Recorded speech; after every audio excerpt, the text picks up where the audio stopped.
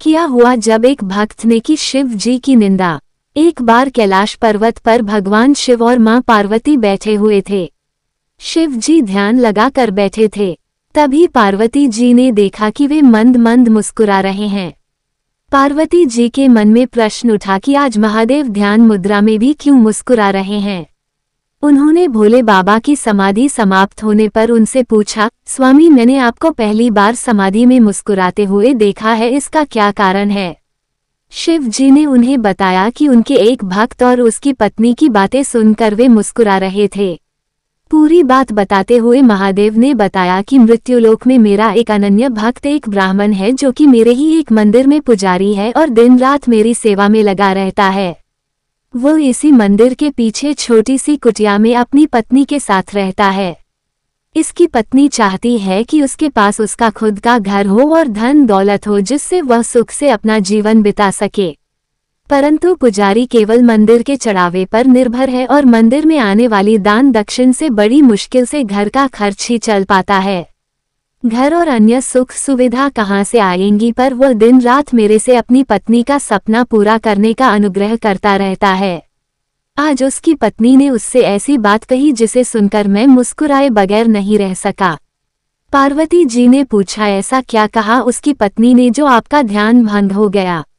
शिवजी ने बताया, उसकी पत्नी ने आज उसे ताना मारते हुए कहा कि जिन भोले शंकर की तुम दिन रात सेवा करते रहते हो और उनसे मेरे लिए घर मांगते रहते हो, उनके पास तो खुद घर नहीं है, वे तो खुद कैलाश पर्वत पर रहते हैं, तुम्हें कहाँ से घर देंगे।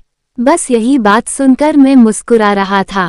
इस पर पार्वती जी को बड़ा आश्चर्य हुआ। उन्होंने कहा, स्वामी यह बात सुनकर मुझे बहुत बुरा लगा। वह आपको ताना मार रही है और आप मुस्कुरा रहे हैं। आप उसे एक घर और सुख सुविधाएं दे दीजिए जिससे वो आपकी निंदा न कर सके। इस पर शिव जी ने कहा, पार्वती यह मेरे वश में नहीं है। ये सभी प्राणी तो मृत्युलोक में रहते हैं अपने पिछले जन्म के और साथ ही इस जन्म के कर्मों का फल भोग रहे हैं। और जैसे ही इनके कर्मों का फल इन्हें मिल जाता है, उन्हें सभी प्रकार के सुख मिलना शुरू हो जाते हैं और अंत में वे मुक्ति पा जाते हैं। इसीलिए इसे मृत्युलोक कहा गया है। मनुष्य बार बार जन्म लेकर अपने कर्मों का हिसाब चुकाता है। ये कर्म भूमि है, बिना कर्म के गति नहीं है। आगे शिव जी ने कहा, ये ब्राह्मण पिछले जन्म में एक साहूकार था जो कि लोगों की जमीन, उनके जेवर पशु आदि गिरवी रखकर उन्हें पैसे देता था और उनकी जमीन हड़प लेता था, और जो दूसरों के जेवर और ब्याज में पैसा मिलता था उसका उपयोग यह उसकी पत्नी भी किया करती थी। इसी कारण आज इस जन्म में इसे घर नहीं मिल सकता और इसकी पत्नी जिसने उन वस्तुओं का उपयोग किया वह भी इसके साथ यह कर्मफल भोग रही है।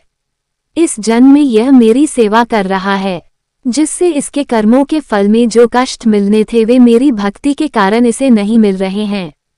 इसका जीवन शांति से कट रहा है, पर जब तक इसके कर्मों का हिसाब पूरा नहीं होता इसे घर और अन्य सुविधाएं नहीं मिल सकती।